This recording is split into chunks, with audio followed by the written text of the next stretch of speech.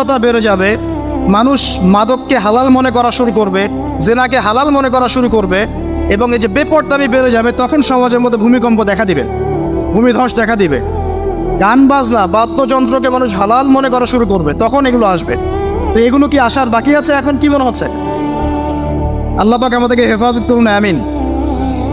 বাঁচার উপায় কি? ওই যে বললাম, রব্বানা বলেন, আতিনা মিন লাদুনকা রাহমা ওয়া হাইয়্ লানা মিন আমরিনা রাশাদা।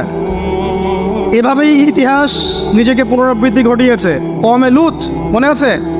লূত আলাইহিস সালামের কওম, ইব্রাহিম আলাইহিস সালামের ভাতিজা ছিলেন লূত আলাইহিস সালাম। তাকে আল্লাহ পাক একটা কওমকে দাওয়াত দেওয়ার জন্য পাঠালেন, যেই কওম এমন পাপ করছে যেই পাপ ইতিহাসে কেউ কখনো করে নাই। ওই কওমের আগ পর্যন্ত পৃথিবীতে কেউই এই পাপটা কখনো করে নাই। কি পাপ? কে বলতে পারবেন?